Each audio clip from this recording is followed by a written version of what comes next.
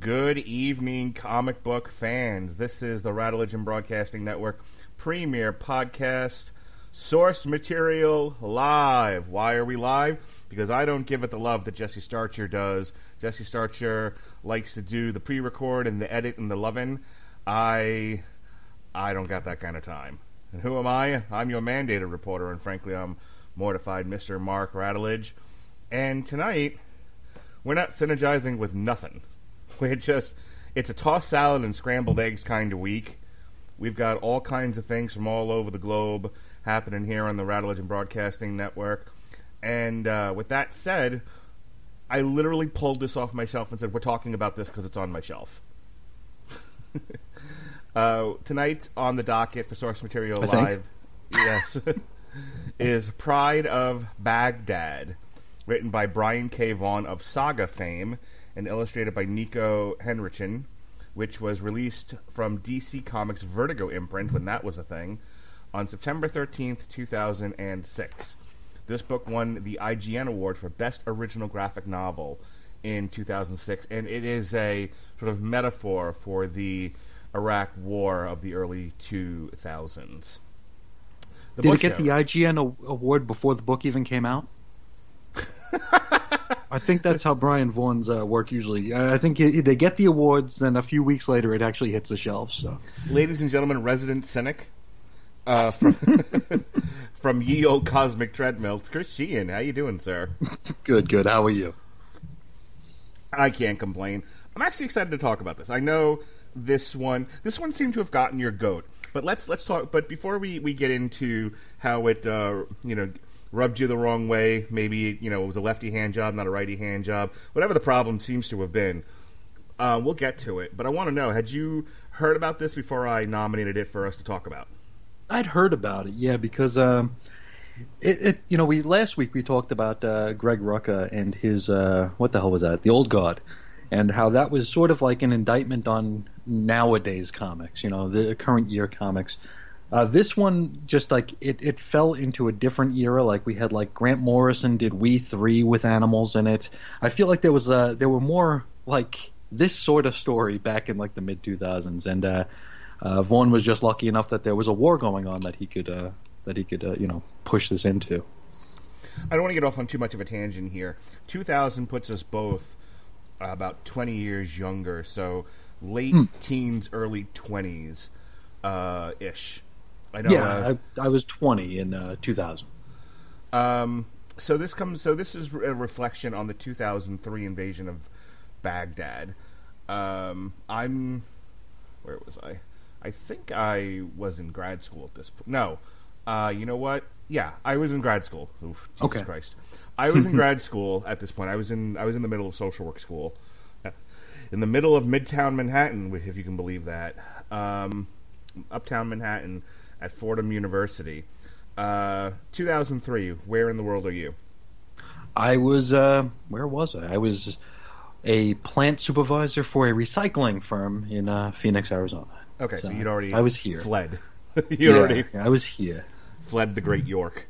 So where did you land on the invasion of Iraq? After 2011, and we talked about this on your podcast, I kind of deep dove into a lot of non-fiction. I read a lot of current day politics of the time. Sure. I was reading a lot of the Bob Woodward stuff, and I tended to lean conservatively. I was in favor of, if not exactly the war, but absolutely a military intervention in that area. I was motivated not just of the threat of weapons of mass destruction, but of the general idea that the area from Saudi Arabia to Asia was unstable, and it was producing a lot of the kinds of people that pulled conflict. Yes, the kinds of people that pulled off September 11th, and I think, I thought that was reason enough for us to be there and find those kinds of people and those sort of outlets. So,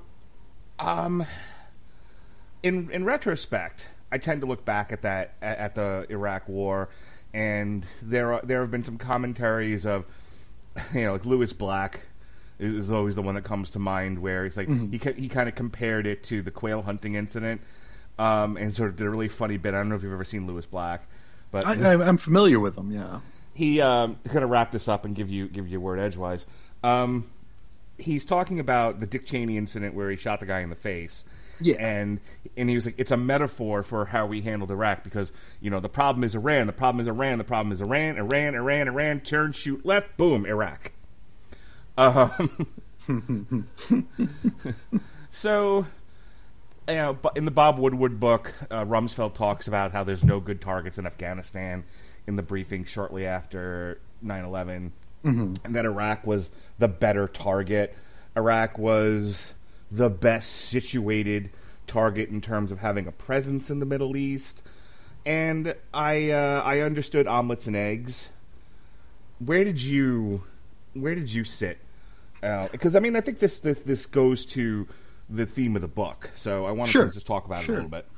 Yeah, it's like I'm probably like the worst person to like enter into a debate with when it comes to things that are serious, because I very seldom take a position on things that actually matter in the world. Like if it's comics, wrestling, video games, I'll debate all day what I like and what I don't like and how I think the way things should go. But when it's something real like this, I think that we do deal with a lot of fiction in culture and in society, and I think fiction is a lot more cut and dry, where there are good things, there are bad things, and they're usually defined as such.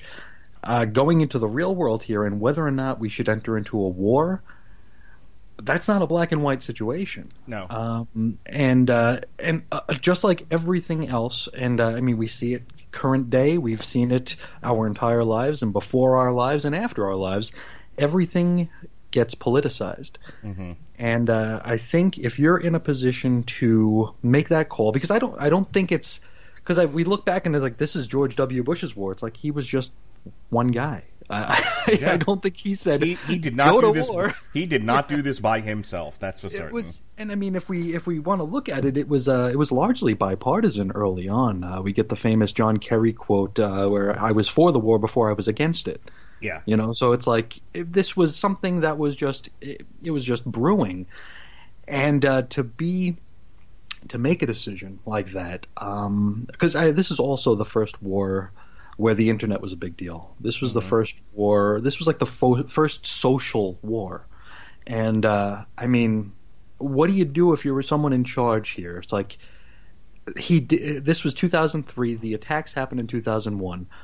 After the warm fuzzies passed, and like we were all friends and we were all Americans, and then politics started to creep back in, and we started to go back to our left side or our right side. People were saying that this president isn't doing anything about the attack. Right. He's not acting. He needs to act. Then he acts. It's like, nope, that was the wrong thing to do. So there's no right answer. There's no wrong answer. I don't think there's much argument that war sucks. I didn't need to read this book for a lesson on why war is not a good thing. You didn't need a parable about lions wandering a war zone? Yeah, I didn't need Brian K. Vaughan getting patted on the back at whatever coffee house he hangs out at to tell me that war is not a good thing, and war is not something we should try to be part of or to instigate or to foment. War is bad. That's just a thing that is. But as far as whether or not I thought we should do anything, I didn't know. I look at things like you just said, everything pointed to Iran, but we went to Iraq. If there was like social media before, like during World War II, after Pearl Harbor, we went to West Africa. Like that was our first stop, was West Africa. Who would ever think you'd go to West Africa after we were bombed by the Japanese? Right. But that's where they went. And there was no social media then. There was no blogs back then. Thank God. By the way, but there was also a huge presence in America that did not want to go into either World War I or World War II, which is why we only get in at the butt ass end. That's also very true. Yes. So it's yes. I as far as if I had to pick yay or nay, I don't think I could.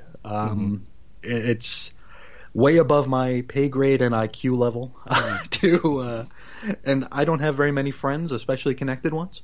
So I wouldn't know who to take advice from or where to throw the dart. Yeah, and this is not the podcast to relitigate the Iraq War, but it's fun to kind of conversationally look back at that time and just sort of reflect upon it.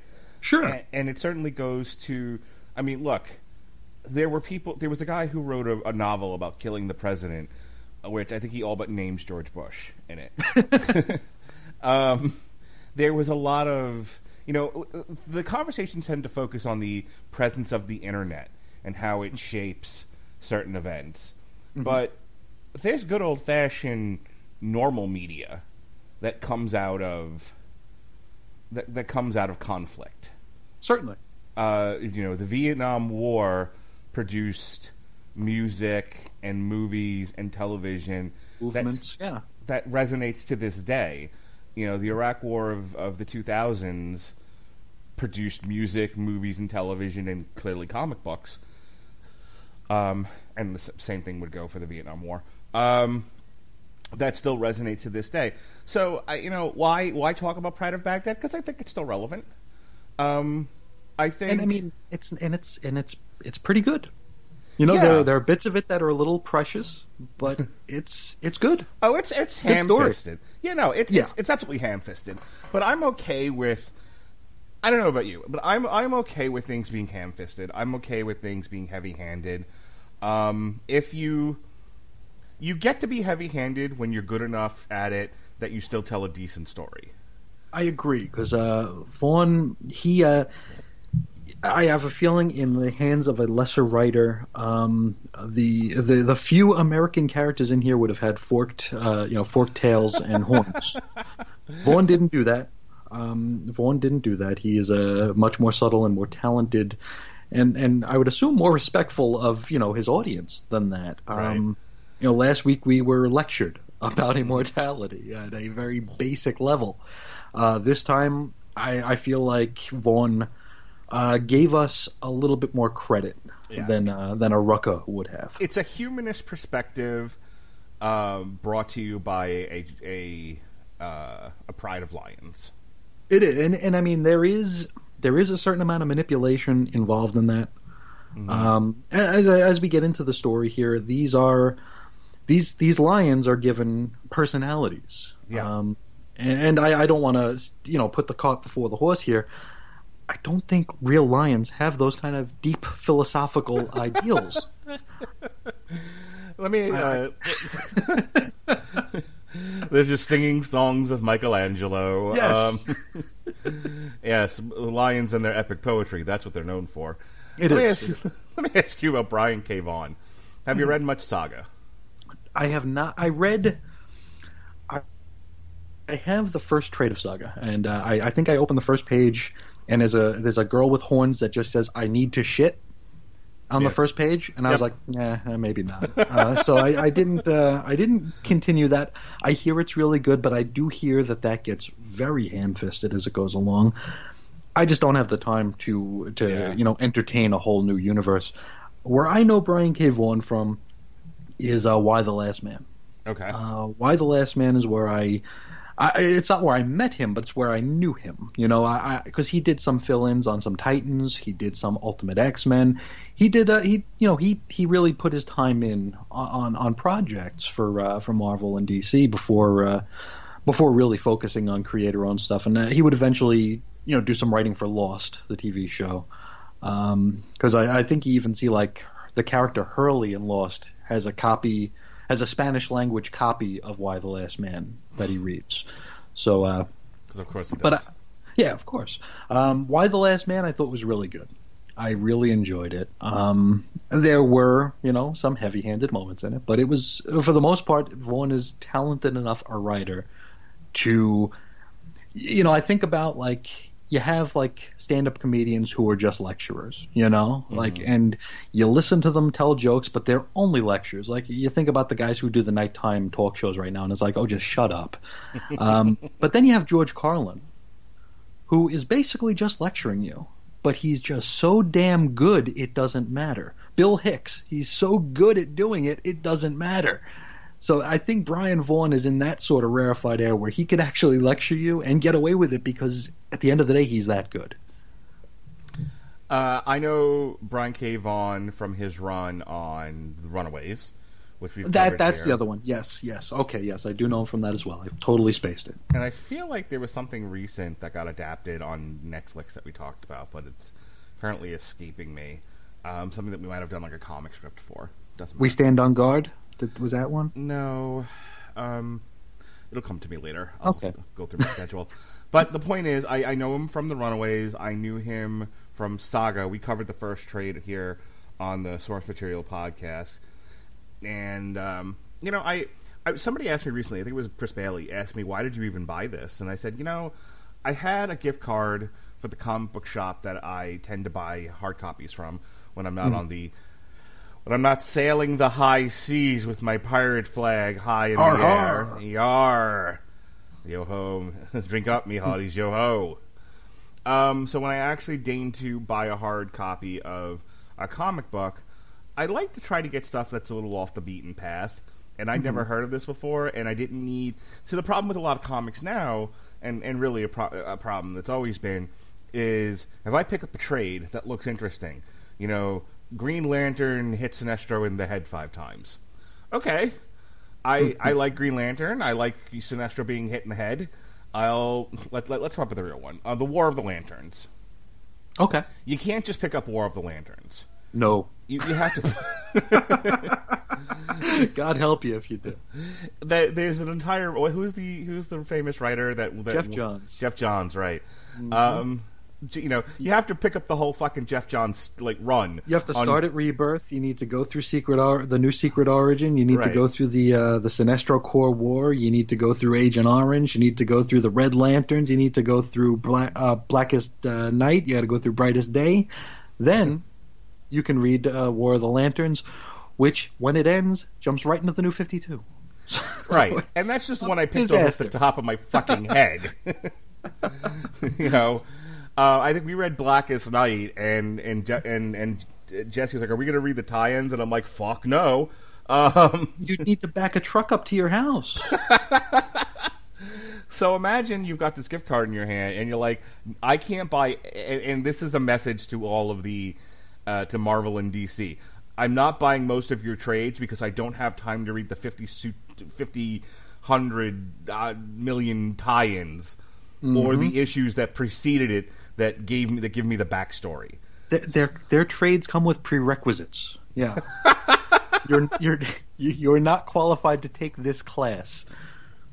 So I end up going through the other bins and I found this and I was like, oh, here's a novel concept. It's a self-contained story about lions that are wandering Baghdad during the 2003 American bombing. Cool.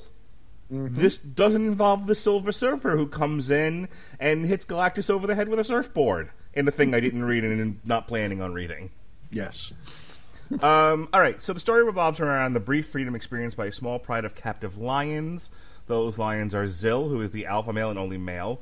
There is Safa, the old half-blind lioness. There is Noor, the younger lioness and mother to Ali. And then there's Ali, who is the cub in the story. The story begins where the animals are talking about escaping. Some of the animals... And I thought this was interesting, and it actually does bear some discussion here. There's the concept of freedom. Mm-hmm. And the concept of being a kept creature. If you were to look at it as again, from the humanist point of view, a kept person. You can't really make decisions for yourself. You're not supporting yourself. You're sort of letting somebody make decisions and take care of you. And what is the nature of that life? Is that a life worth living? And not everybody has the same answer to that question. And That is where the lions find themselves at the beginning of this book. They are animals in a zoo. They are kept animals. And some of them are content to be fat and happy, while others long for the freedom denied. So let's start there. What did you think about all that?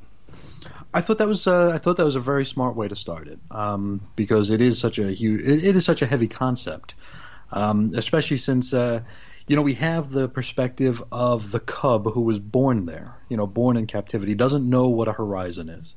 So doesn't know anything different, doesn't know that there is a world out there. Then you have the the adult lions who were taken in off the veld or whatever.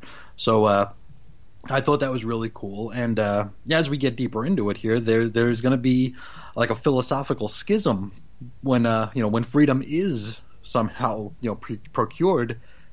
They don't all agree on what to do. And I thought that was a really interesting food for thought because, like you said here, I mean, you can compare that to a lot of different things. You can compare that to, to being a kept husband or wife. Being the person who has all your bills paid.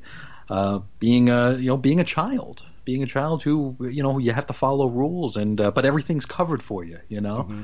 There's definitely a lot of meat on that bone, which is a really cool way to start it. I'm reminded of a Family Guy bit where Peter becomes a millennial, mm-hmm. and the guy that he's palling around with, who is also a millennial, gets hit by a truck, and he's dying on the ground. And he was like, "Does anyone know how to perform CPR?" And he starts giving him breath. He's like, 1, 2. I'll just call my parents; they'll take care of it. So yes, there's certainly an element that I think modern readers can relate to, in terms of the arrested development of modern 20-year-olds who still live at home. Because I'm thinking, and this is going to sound really stupid probably, but before the whole pandemic went down, my wife had a business meeting across the country. So she went on this trip, and I was home alone for like the first time in a very long time. And it was like, what was that Tom Cruise thing where he's like sliding through the house on his Risky socks? Business. Yeah, it's like I didn't. I was so scared of the freedom I had, I couldn't even do that because it's just like how do I decide what to watch on TV? She usually tells us what we're gonna watch. I've had those moments where like those in between times where I'm not dealing with the kids, I'm not dealing with my wife, and I don't have anything I have to watch, and I don't know what to do. I'm also reminded of a Patton Oswalt bit where he got. Mm-hmm. He got brought to a casino to do stand-up, and they were taking very good care of him, and he got this suite that had multiple rooms, and he was like, and he was talking about, like, he didn't know what to do with himself, so he, like, jerked off in one room, and then he walked around and jerked off in another room. He was like an angry chimpanzee. And life can get like that at times, where I think we're so full of schedules and routine and ritual, yeah, right. That when you don't have it, suddenly you just instantly devolve. No, it's because like you think, there's that people who read a lot. We often refer to that Twilight Zone episode where you have all the time in the world and then your glasses break, right? In the past few months here, we've had all we've had for a lot of us is time, and I've gotten nothing done. All this time, and you just can't. You can't decide what to do because you just have this like embarrassment of riches in accordance of time, and it's just like you just don't know what to do. Where do you start? Where do you end? How do you even make that decision? So that's the conundrum the lions find themselves at the beginning, and then the bombing starts, and the zoo is evacuated, and the cages are open, and the animals are set free. And what the book does here, and I thought it was interesting, was it has this balance between, within the lions, there is this conflict of, do we act as lions or do we act as liberated people? Do we succumb to the violence that is in our nature, or do we take advantage of the opportunity afforded us here? So, in other words, do we attack the antelope that's currently roaming around, or do we let him go and search for other food because we have no idea what's out there now? Like, there's a frontier before the lions that is undiscovered, to coin a Star Trek phrase. And you've probably never seen Star Trek: The Undiscovered Country, have you? I have not seen a single thing with Star Trek in the title. Alrighty. A TV show, a cartoon, a movie, none. I would love to have you on more shows, but I know you've seen nothing. Well, I might have a pitch for you sometime down the line. Okay, I love pitches. Mm-hmm. But if I can count on one thing in this world is that Chris Sheehan has no idea what the hell I'm talking about if it was on television or in the movies. More often than not, yes. Anyway, I tell you, my wife decides what we watch, so I don't know. That's how I'm gonna trick you. I'm gonna call your wife. I'm like, get him to watch this so I can talk about it with him on a podcast. There you go. Anyway, so in the beginning, that's what the Lions sort of are wrestling with. You know, they're wandering around, and they've never been out. They've never just wandered around Baghdad before, so that's new. At one point, Ali gets accosted by apes. It's kidnapped. Yeah, he gets napped. But before that, though, one of the lions here, one of this quartet of lions, decides to stay. They don't want to leave the zoo. They decide to stay behind, and you have the cub who's worried about that one's well-being. It's like, well, there's no one left to feed her, and we're not going to help her because we're gone.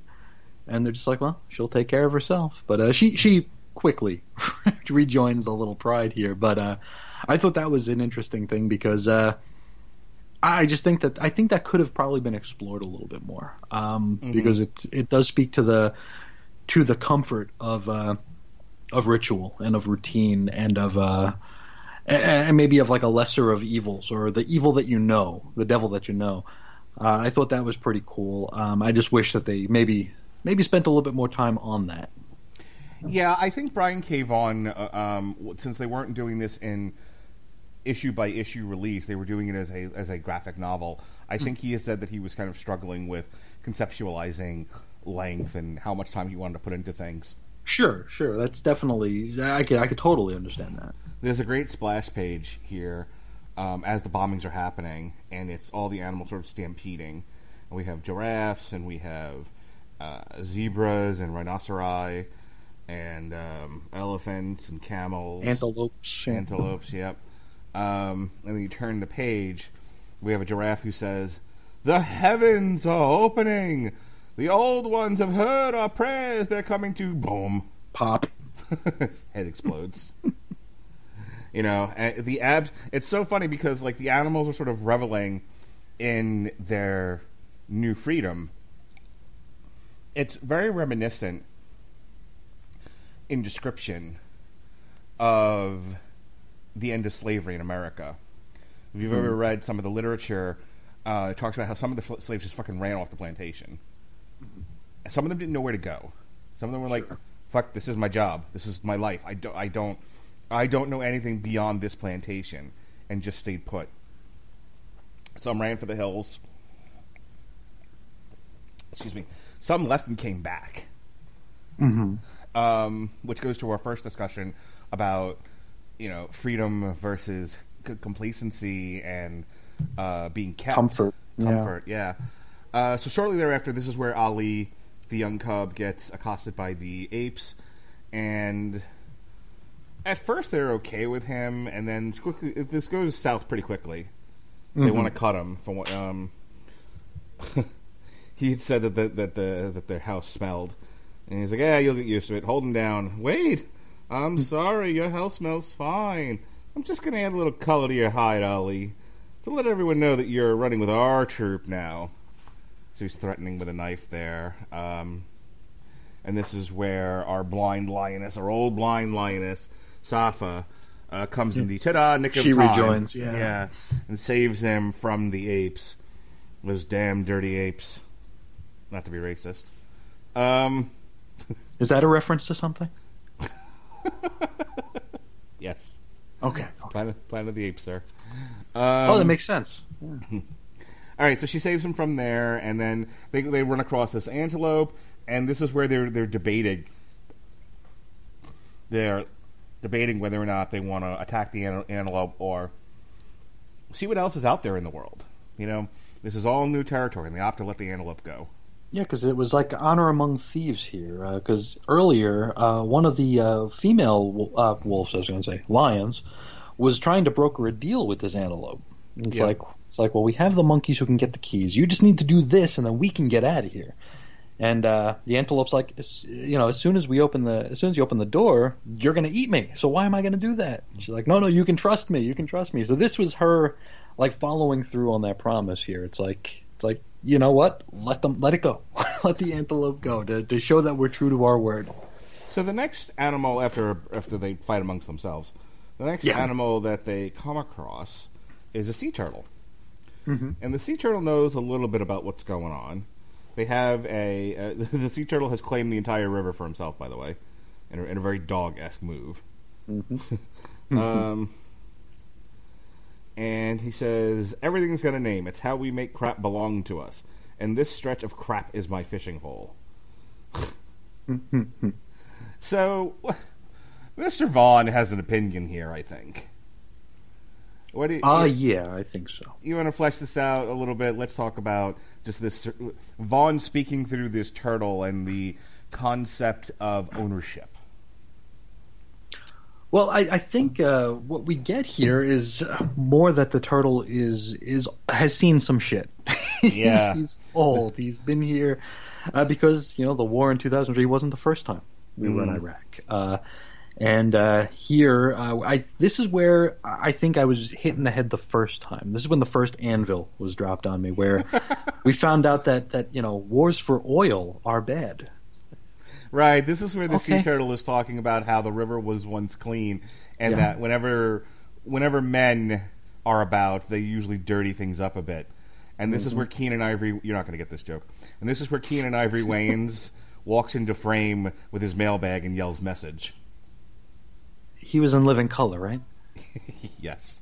Okay. Was that on in Living Color? No, that gag was from the movie "I'm Gonna Get You, Sucker." Okay.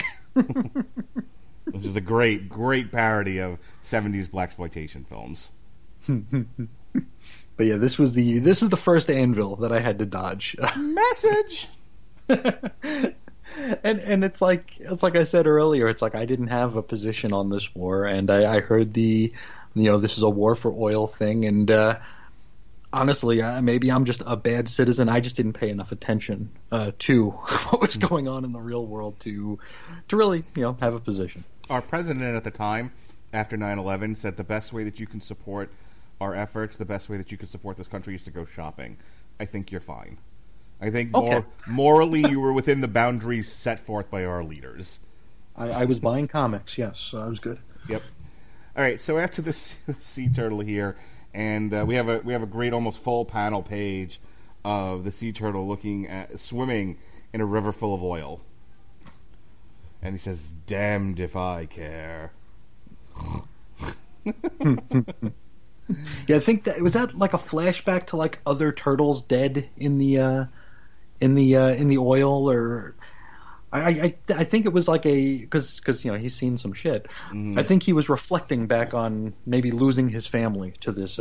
He was black something or another. Yeah. Yeah. Before that, they're talking about keepers and men and the different things that they call humans.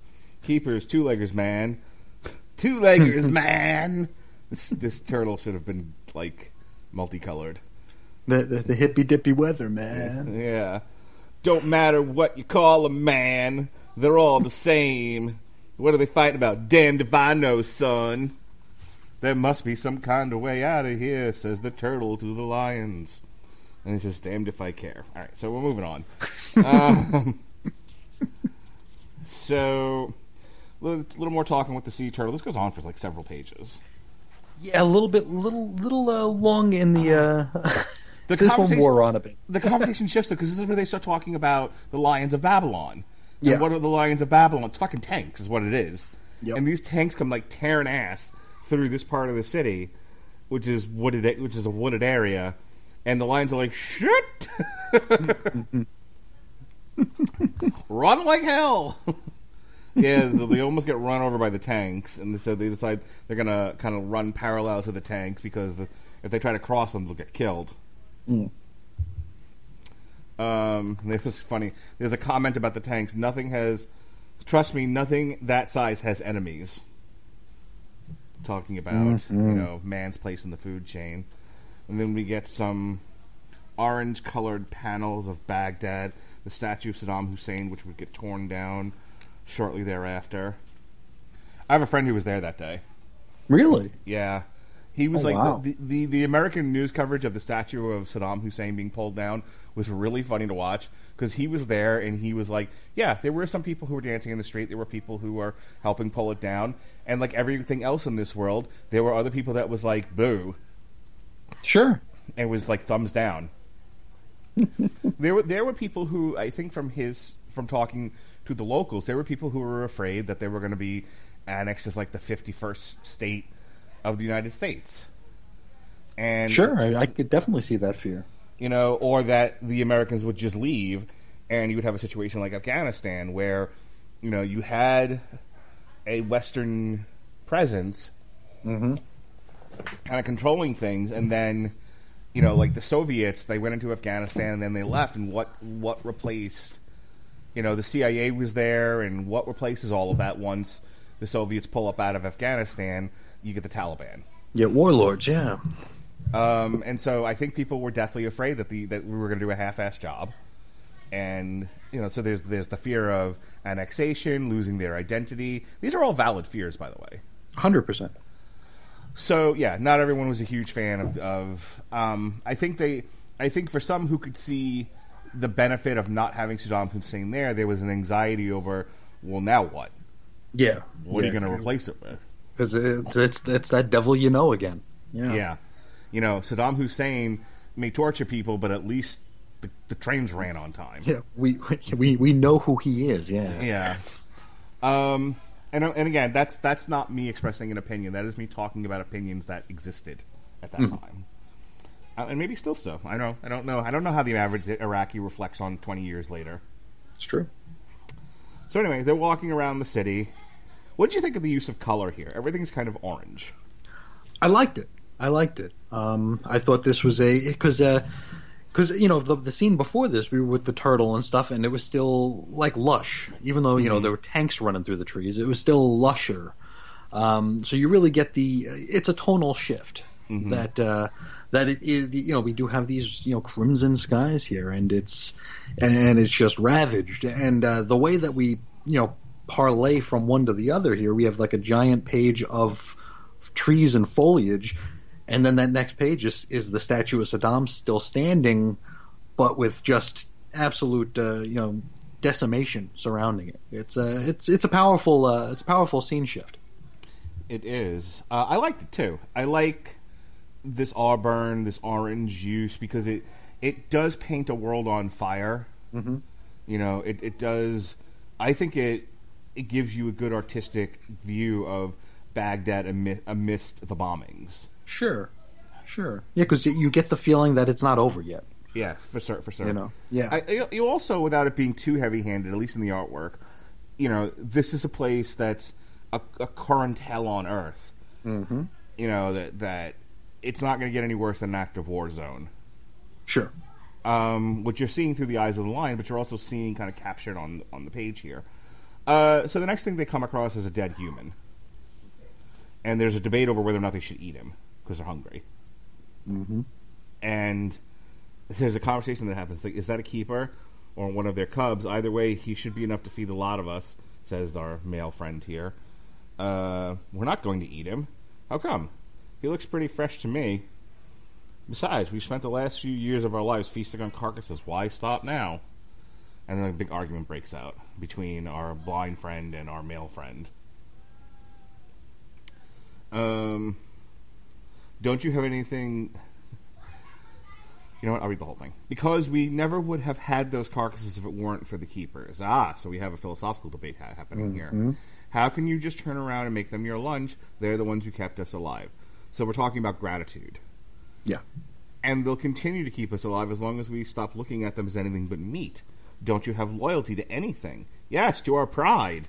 If that's how you feel, then you take the first bite. You tear into the flesh of those creatures who protected us. And you see the lion just sort of looking sort of guilty and forlorn at the human, and then there's a whole other thing that happens that takes us out of the scene. So we never really see him. We never really see that argument finish the loop. It just sort of dies. The decision isn't made. It's because he does open his mouth, and it looks like he's about to take a bite, but then something does happen to pull him away, pull his attention away. So, no, I thought that was a really cool thing to do. And one of the things, I don't know if we're there yet, but it might have been during the Stampede, or it might be something yet to come. What's Zell? What is the man's name? Zell. He mentions that he's not in shape. He's out of shape. He's not accustomed to hunting. He's not accustomed to chasing things down because of all the time in the zoo. He was kept. He was fed. He was kept fat and happy, as you said earlier. And he's not in hunting form. So to him, meat's meat. Yep. It doesn't matter what shape, form, or whatever, or flavor. Meat's meat. There's a great line in The Wire. All right, everyone take a drink. And it's, I can't remember the state senator's name now, but he's the one that says shit all the time. Okay. Now, I'm going to use a word here, everyone, and if you have delicate sensibilities, just fast forward about a minute, and then, because the state senator says it, and then it's echoed again by Naaman, who's Weebay's son. This is all sounding Greek to you. It's fine. I have no idea. But I believe it's there's a scene where Marlowe's crew is giving away money to the kids in the neighborhood for school supplies and clothes and whatnot before the beginning of school. And the big takeaway there is Naaman, who's Weebay's son, doesn't need the money, but he takes it anyway. And Michael, who absolutely needs the money, won't take it because he doesn't want to take a handout from people. He doesn't want to owe anyone anything. He wants to be an independent person. And Naaman says, I'll take any nigga's money if he's giving it away. And like a scene or two later, the state senator is like, I'll take any nigga money if he's giving it away. And it's hilarious. And I bring that up because that is the mentality of certain people. That they are willing to take the handout if it doesn't have any immediate cost to them. They're not free. They're not looking at sort of the philosophical, ethical, long-term cost of taking something from somebody that's maybe unearned. Well, I mean, and I hate to be current year here, but there's a pretty big hit on the economy and businesses right now, where certain businesses that don't need the money are getting it, and certain ones that do ain't. Oh, my favorite is the people who were not in favor of safety nets before all this. They were like, well, you shouldn't. I shouldn't have to pay taxes towards any kind of social safety net. People should lift themselves up by their own bootstraps. Oh, we're in a pandemic, and I lost my job. There you go. Not to be too political. The perspective shifts. Indeed. Suddenly, conservative Republicans are not so conservative Republicans. All right, so like half people listening just like, fuck you guys, and turn this off. Whatever, man. Send all the hate mail to mark.radulich. Yes, Mark Radulich on Twitter. Show me your love. Show your love. All right, anyway. So they are summarily distracted by a herd of, what are these? White stallions, white horses. Yes. They're like, oh, well, shit. That's a lot of meat. Yeah, we'll take one of those down. It'll be nice and fresh. So they go after them, and that leads them to Saddam's palace. And in Saddam's because before they're able to pounce, there's another explosion. Yeah. So they weren't able to catch their quarry. So they describe it as a cave. What it is Saddam's palace without the lights on. And Saddam, it's implied that Saddam's son, Rashid, I believe it is, has one of them has a collection of game, large game animals as pets. So exotic animals. Yes, they come in and there's the big portrait of a lion with wings, and they're wandering around and they're wandering and they're wandering. And oops, they run afoul of our villain of this thing. So they see a lion that looks like it was shot up and tortured. Yeah, like an emaciated, chained up lion. Yeah. Okay, and this is where they run into our villain of the piece, the bear, complete with red eyes. Of course. It's a demon bear. Yes. More on that later. Yeah. Yes. So the demon bear, as you so called him, says, "Don't get up," and we flash away. And this is all very cinematic. So the bear starts basically submit to your death, and this will go easier on you. If you fight, I'm going to make it hurt bad. And so of course the lions fight for their lives. He does some pretty good damage on one of the young ladies, and that's when Zill shows up, and Zill says, I'm not a hunter, I'm a fighter. And so him and the bear go at it, and he bites him in the nose. Or Zill does. Bites his nose off, yeah. Yeah. And then shoves, and then all good action movies. Yeah. Shoves him through a wall out to the concrete below. And then he's run over by the stampede of horses. Mm-hmm. So that's that. So horses run over our bear character, and then they go off. They decide they're going to go into one of these buildings, and they're going to climb to the top of it, and they're going to see the horizon. Ali's never seen a horizon before, and so they're able to see the horizon. And oh shit! American soldiers show up, and they pull the line from South Park. They're coming right for us, and shoot up all the lions. Because how do they know that these were intelligent creatures able to have philosophical debates? Exactly. And so you don't really see the faces of them. They're covered up or they're off panel, and they just, their perspective was these lions have no identity, they have no soul, they were just a violent force in the way and needed to be taken down. And then the last thing you see is fighter jets flying over Baghdad with huge payloads that they're dropping on the city, and the city is aflame, but not with rock and roll. In April of 2003, 4 lions escaped the Baghdad Zoo during the bombing of Iraq. The starving animals were eventually shot and killed by U.S. soldiers. In case you didn't get that from the story. Oh, and there were other casualties as well. Yes, Brian K Vaughan, war sucks. War's not good. Yeah, war ain't good. So that's the end of our story. What did you think overall? Mm-hmm. Overall, had it not, and I had to end the way it did. Of course, it had to end the way it did. Otherwise, there's really no point of it being a story in the first place. But I really just felt it was. That's where we were just dodging anvils left and right here, and I've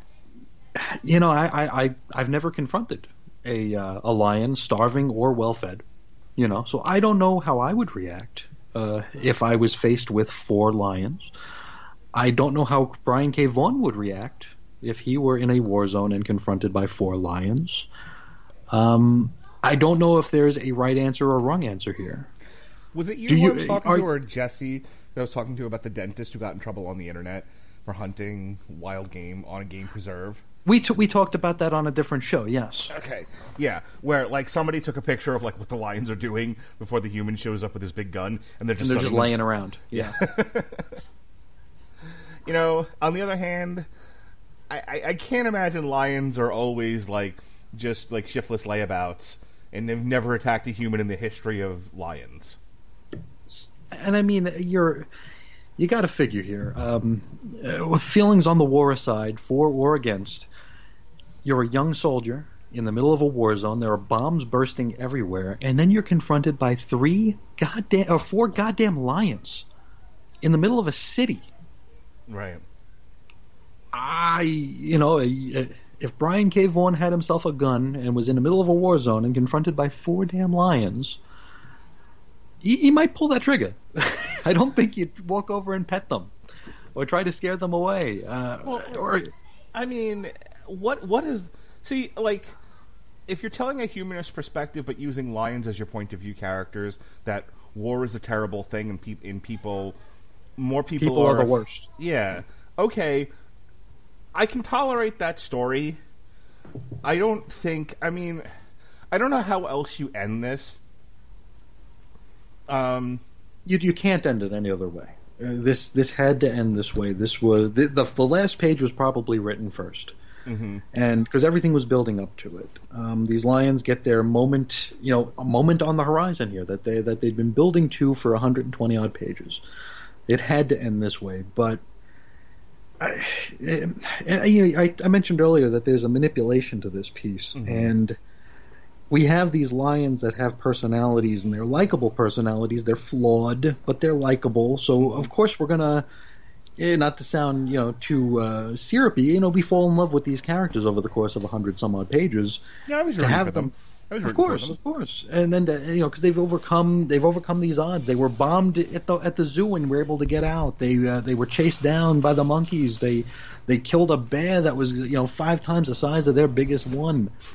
And here we have them just chilling on the roof of a building and getting shot. I think I mentioned how out of touch with things I am in real life. If you talk to me about comics or wrestling or something, I'll tell you some stuff. I don't want to talk about wrestling anymore. Well, we'll talk about that tomorrow. But if you ask me about anything that actually matters in life, I'm just going to look at you like you got a few heads, because to me, life's too short to get bogged down on stuff that I have no control over anyway. I think a lot of people are like that, or kind of like that, to where this is a book like this is where they're going to form an opinion. You have say someone was born in 2005, 2006. They're a teenager now. They weren't around for the Iraq War. They weren't around for 9/11. They don't have any kind of emotional attachment to the gestalt of that era, Right. So they don't have a knee-jerk reaction to that sort of thing like this. And so they pick this book up. And this is their entire education on the Iraq War. And it paints it as a very black and white thing, and the use of animals in particular. I remember people saying, like, to everybody against the war, it's like, well, if you show Saddam, kicking a puppy, everybody would want to go in there. Right.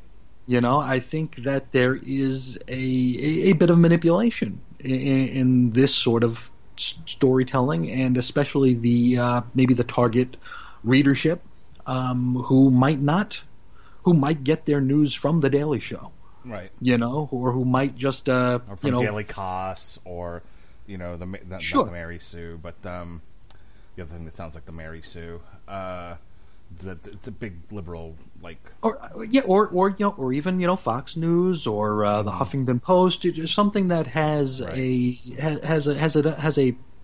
stance. Yeah. So I think this is very manipulative. And the heavy-handedness in the end here, this could have been a blank book with 1 page of text that said "War is bad." Okay. So here's my take on it. I thought it was lovely art. Oh, 100%. I thought it was an interesting tale about these lions, because I think if you're reading a newspaper or you're looking at some blogs, and you're like, oh, did you hear about the zoo animals that were, like, roaming Baghdad? Or, one of your buddies comes back, your friend went into the Marines, he's all Semper Fi, and then he's in there, he's there day one. I have, like I said, my friend he was a Navy corpsman. He was right there in the thick of it in the invasion of Iraq, and he came back with a lot of stories. I bet. He talked about some of the coverage was away, and some of it was overblown, some of it wasn't, and he had some opinions, to say the least. And I thought just by virtue of being a soldier, his opinions were valid. 100%. But it's the kind of thing where, like, he'd be the one to be like, oh yeah, so, like, so we go into Saddam Hussein's palace, and one of the great things we got to do is we got to take pictures of us, like, using the toilet. He had this. It's a true story, by the way. Like, they all got to use Saddam Hussein's toilet and shit like that. And like, oh, and there's a bear roaming around. We had to, like, kill this bear, something like that. We were wandering the street, like, you'd be just wandering the streets of Baghdad, and some lion would just kind of, like, walk past you, roar, and and just walk on by. Nothing to see here, just a lion. I'm just an Iraqi lion. I'm not doing no harm. And so I could see, like, Brian K Vaughan, like, reading about that or hearing that story firsthand from somebody else and be like, there's something I can do with this. Mm-hmm. I give him credit for taking the idea of a first-person perspective of the bombing of Baghdad and putting it in place of a lion and sort of tackling, me and you always kind of come back to the same place. How deep do you want to go with your themes in a comic book? Yeah. How deep do you think your audience is willing to follow you? Mm-hmm. So and I think he pulled it off for the most part. Yeah, I agree. Because I'm going to go back to our friend Greg Rucka again. If this was him writing this, we would know exactly where everything stood. The Lions would have picked up arms, first of all. One of them would have been immortal. Yes, the lion would have shot back. It probably would have been the sitting president shooting the gun to kill the lion. Fucking Ali would have been like, "Oh, get a hold of my boomstick." Yes. Vaughan was a little bit more subtle than that.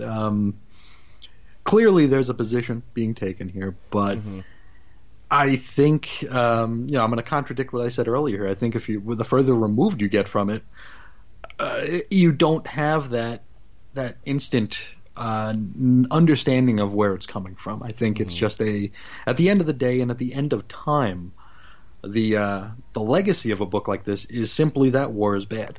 It's not that the person who the president at the time was bad, or the Congress at the time was bad, or whoever at the time was bad. It's just that war is bad, which is Let me ask you a question. Good. What if the perspective on this was not taking a stance on the war per se, but more of imagining what it's like to be that lion, and you don't get a humanistic perspective, but rather the animal's perspective. So there's no dialogue in this. There's no bubbles. There's no, the lions are lions. They don't think there's no crotchety turtle, or anything like that. That'd be an interesting, but that'd be an interesting take, but it wouldn't say anything, and no pun intended. Mm-hmm. But it wouldn't say anything. I don't think. I made the joke. I don't know if you could sell that to the comic book audience. That's my take on it. I think it would be interesting. You could sell it to a portion of them who think they're more intellectual than they are. But I mentioned earlier in jest that Brian K Vaughan's work usually starts with an award and then a publication.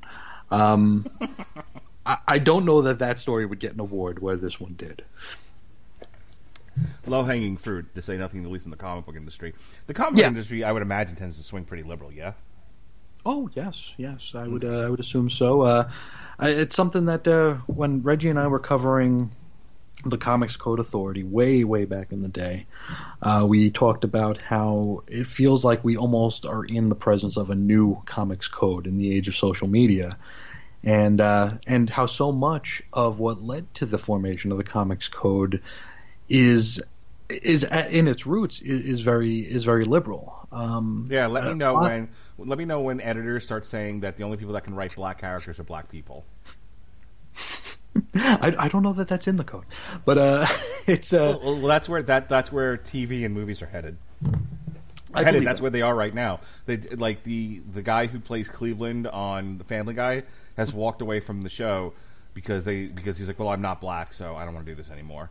And like there's a movement now to cast same 1-to-1 race actors. So if your character is black, then you're black. Not to go off on too much of a segue here or a tangent. I'm in school right now. I'm in grad school to be a school psychologist, and a lot of the studies that we're going over here, because a lot of the work we do is based on studies. I mean, you're in the field, sure. You know what's going on. Everything, we stand on the shoulders of giants here. We research each other. We keep going back to research and stuff. And one of the things that's pretty big now, and probably has been for the past, I don't know, maybe generation, maybe decade, is that if you are serving a population, a racial or ethnic population, that you'll get the best results if you're of that same race or ethnic field or creed or whatever, which I think sells everybody short. Yeah, I would agree. Because if you are in a black population and you are a black school psychologist or a black mental health facilitator professional, does that mean that you can't serve a white population? That's certainly because that's what I'm getting that from we're living in now. But it just seems so counterproductive. Sure. Where I feel like if I'm a white guy, my wife is Mexican, so we're going to have Hispanic children. If the best person to serve them in mental health or any kind of health is a black man or woman, a white man or woman, and an Indian man or woman, that's fine. I just want the best person to make sure that the child is living up to their potential and thriving. If my wife couldn't help black children, I don't know who she'd teach. By the way, my wife's white. White. Yeah. So very white. I call her Whitey. Yeah, so that's she said some shit and I'm like, okay, Whitey. Like North Tampa fucking MAGA hat wearing, Trump supporting, Republican, swimming pool having white motherfuckers is where this family is from. And she spends her days tutoring and teaching and interacting and bettering the lives of black children. And if you took that away from her, she'd lose a part of her identity, I'll tell you that much. For sure. And to what end? How does I've had, my wife tells a story, usually with a tear in her eye, about how a black man said to her, "What can you possibly teach my children?" And I think she said, "The fucking curriculum, that's what." And you're like, what do you say to that? Checkmate. Yeah. But and she's had a lot of black families who didn't care in the end that she was a white upper middle class woman, who came from a privileged background. They just cared that she gave 110% to their children. Exactly. So I don't remember how we got here, but what I was saying about where the hell were we? Jesus. You asked if the industry leans left, and I asked if you liked the book. No. Yeah, but we went into the comics code and how so much of that was predicated in we said it was like a marriage of Bible Belt and liberalism, and which it very much is. And you look at things like the video game ratings and the explicit lyrics tags. That was, Hillary Clinton, Joe Lieberman, and Tipper Gore. Right. Tipper Gore being Al Gore's wife. Who was the senator of Tennessee and then became the vice president. Mm-hmm. Yeah, so it feels like we're in that we're almost in a new comics code. Is what I was trying to get at 100 years ago. Did you just offhandedly? Did you see I think it's the New Warriors. The new Warriors, where like one of them was like Safe Space and Snowflake, and did that comic get canceled yet? I don't know. I heard about it. At first, I thought it was a prank, and I was tempted because I don't remember which Marvel editor had tweeted it out or shared it on something. I wanted to reply with, in the time since you sent that tweet, 18 comic shops just closed their doors, but we were in the midst of the pandemic, so right. I'm pretty sure 18 comic shops were probably closing their doors at that minute, so I didn't want to be too edgy. But yeah, hilarious. I don't know if that came out or if it's ever coming out or if it's... I don't know. It's foolishness. I don't know who they're trying to sell to. I don't know. Do you have Safe Space, the further adventures of Safe Space on your solicitation poll?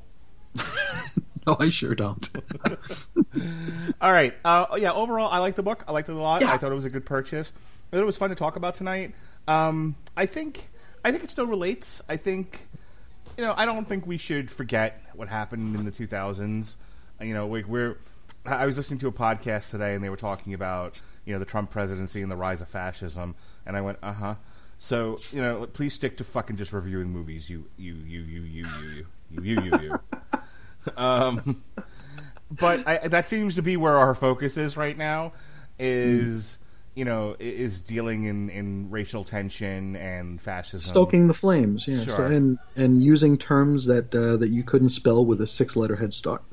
So, but I think the history of the Iraq War, good, bad, or indifferent, is important, and I think books like this matter.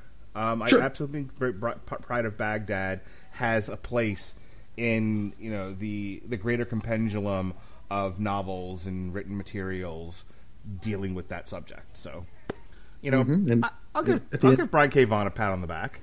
Sure. I mean, this was a lot more tactful than a lot of because when books get political, they tend to throw temper tantrums. Yeah. This did not throw a temper tantrum. This was not shrill. No, certainly not. This was not someone just screaming at you. This wasn't. I mean, we did dodge a few anvils, but we were able to dodge them. They weren't. It wasn't a torrent, right, of anvils. And I would say that was also maybe the type of medium that we chose to take part in. Sure. In other words, there might be a lot of comic book writers, including this one, who are like, well, it has to be anvils, or we're never going to get the point across to the audience. That I just nicely said the audience is dumb. But well, because I mean, at the end of the day, these are people who are, and myself included, especially. I'm reading spandex stories. That's what I read. I read superhero stuff. So, and that's not known for its subtlety. No. I'm also, as you know, a big pro wrestling fan. Not known for its subtlety. So sometimes you need the anvils, I guess. And at least these anvils had pillows tied to the bottom of them, so it didn't hurt so much. Last question. I always ask so you always have like a bit that you do. I always have a bit that I do. And my bit is this. So you have been tasked with, you're head of animation at a studio. Maybe it's Disney. Maybe there's nothing left but Disney. No, maybe it's Disney. Maybe it's Warner Brothers. Maybe it's Universal. Okay, or Sony. One of those four. And you've got just a pile of scripts on your desk. You're trying to figure out what the next big animated feature is going to be, and somebody throws this book at you and be like, "What if we animated this? Do you greenlight this as an animated feature?" I don't know, because in some ways its time has kind of passed insofar as mainstream relevancy. But at the same time, like we said earlier, I think the legacy of this book is just that war is bad, and war affects a lot of different. War affects things you don't expect it to. Do you greenlight this project? But there's 5 lines, and at the end they form Voltron. Ooh, there you go.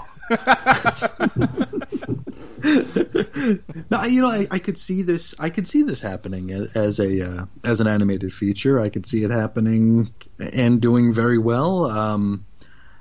I don't know.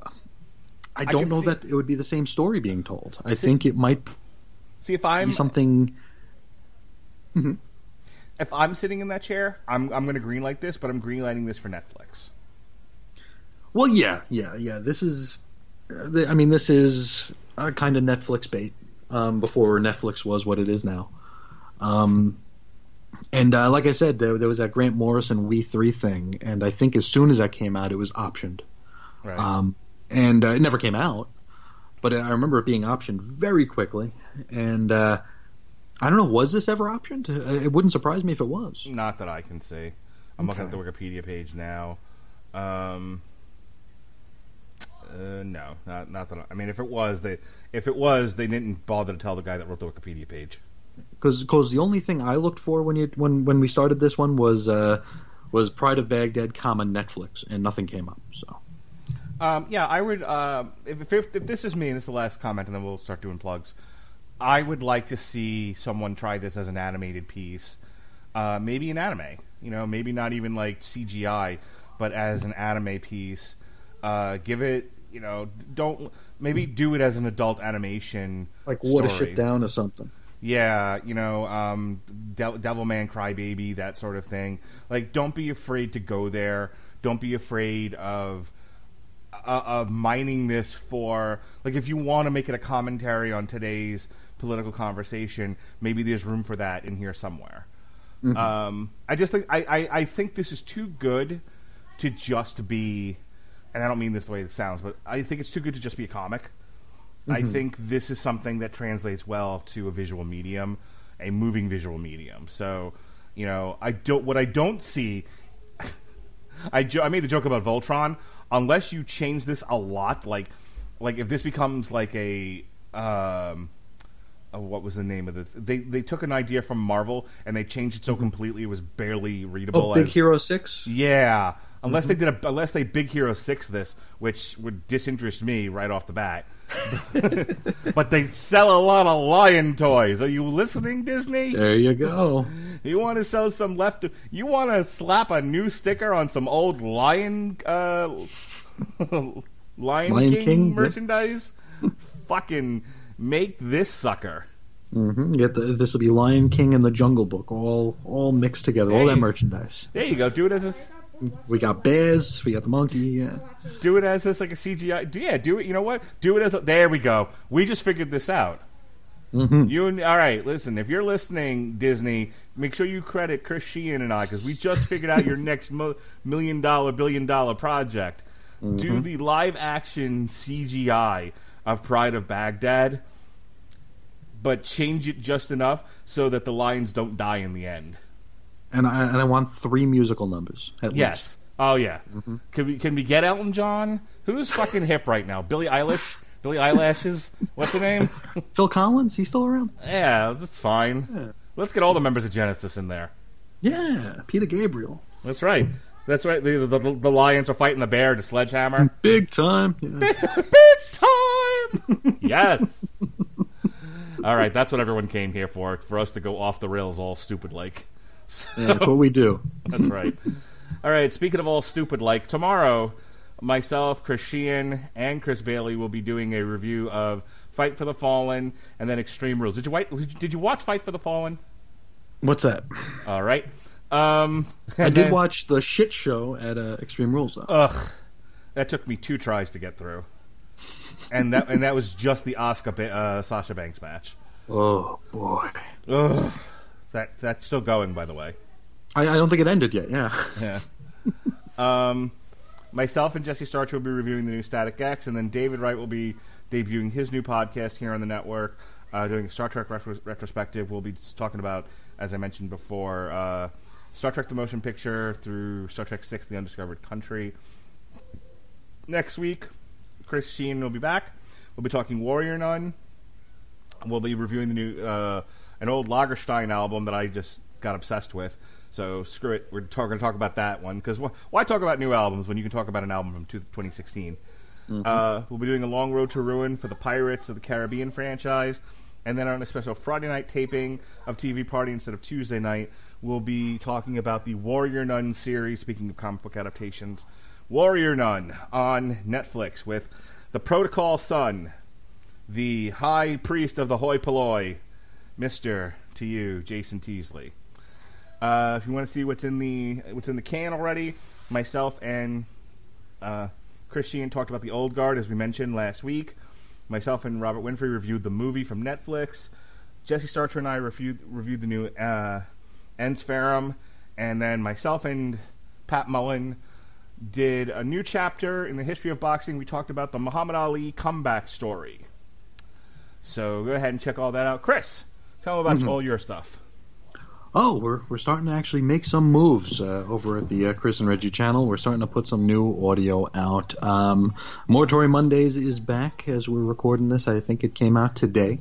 The latest episode is episode 22. So we got about 14 more weeks of that. And it's good and bad. We take the good, we take the bad on that show, especially in this latter part of the series.